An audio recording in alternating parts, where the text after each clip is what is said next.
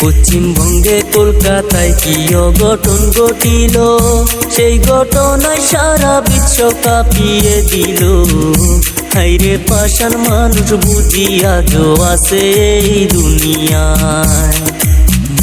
তার ঘটনা শুনলে কলজা পাইটা যায়। 18 জন মানুষ মিলে একলা তারে দর্শন কইরা যায়। একলা ঘরে শিকার হয়ে কান্দে হায়রে হায়। চিৎকার করে কান্না করলেও কান্না শোনার মতো কেহ নাই। হাতে পায়ে দড়ি দিয়া শক্ত করে বেঁধে, হায়রে মানুষ পাষাণ তোমরা কি করিলে। পাগল হইয়া চিৎকার করে তবু রেহাই দিলা না তারে। ডক্টরেরই রিপোর্ট মতো জানা যে গেল, শরীরেতে 113 টাকা মোরের চিহ্ন।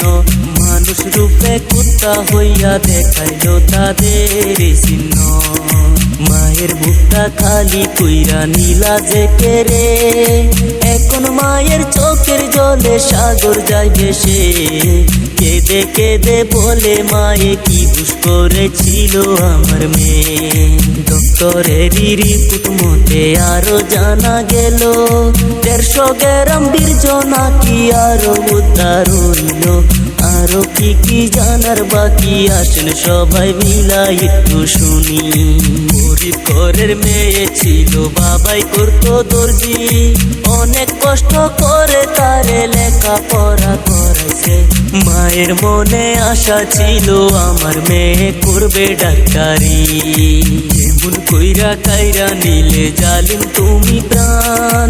চোখ খুলিয়া দেখো জালিম তুমি মায়ের সন্তান। আরো যদি সবাই মিলা করো একটু মা জাতির সম্মান। দুনিয়াতে আইছি সবাই 2 দিনের মেহমান। কে থাকবে কে যাইবো আগে হিসাব জানা নাই। আসেন সবাই সময় থাকতে ভালো কিছু কাম কইরা যায়। এই মুহূর্তে খবর এলো একজন ধরা পড়লো, বাকি 17 জন আছে তাদের ক্ষমা নাই। আপনাদেরও মতামত কি কমেন্ট কইরা একটু বইলা যান। ভিডিওটা দেখার জন্য ধন্যবাদ জানাই। পারেন যদি শেয়ার কইরা সবাইকে জানান। আজকের মতো বিদায় নিলাম, দেখা হবে পরের ভিডিও ভাই।